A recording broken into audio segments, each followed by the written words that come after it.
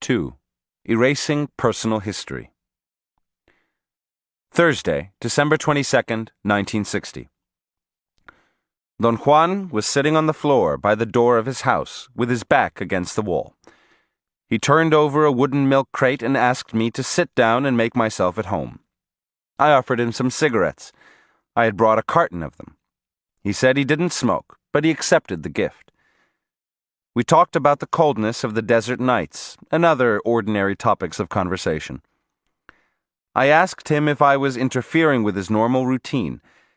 He looked at me with a sort of frown and said he had no routines and that I could stay with him all afternoon if I wanted to. I'd prepared some genealogy and kinship charts that I wanted to fill out with his help. I'd also compiled, from the ethnographic literature, a long list of culture traits that were purported to belong to the Indians of the area. I wanted to go through the list with him and mark all the items that were familiar to him. I began with the kinship charts. "What did you call your father?" I asked. "I called him Dad," he said with a very serious face. I felt a little bit annoyed, but I proceeded on the assumption that he hadn't understood. I showed him the chart and explained that one space was for the father and another space was for the mother. I gave as an example the different words used in English and in Spanish for father and mother. I thought that perhaps I should have taken mother first. "What did you call your mother?" I asked. "I called her Mom," he replied in a naive tone.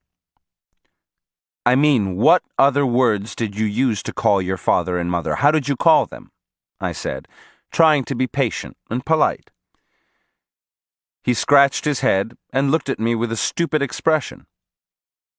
"Golly," he said, "you got me there.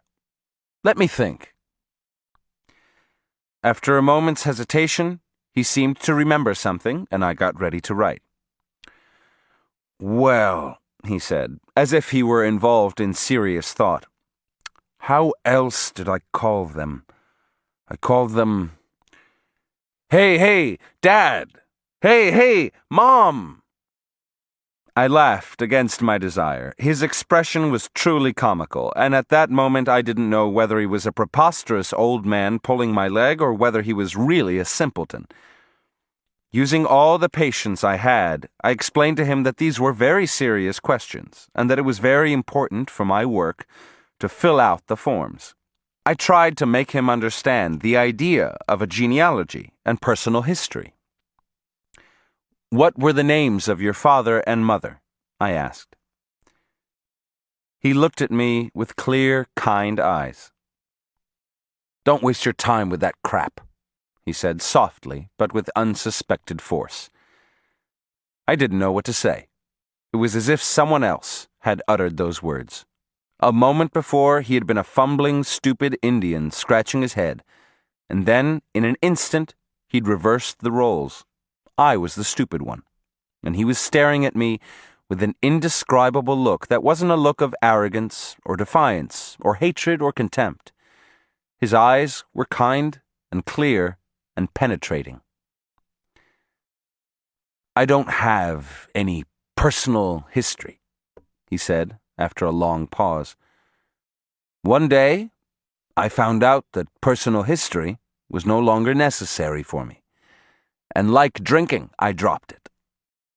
I didn't quite understand what he meant by that. I suddenly felt ill at ease, threatened. I reminded him that he'd assured me that it was all right to ask him questions. He reiterated that he didn't mind at all.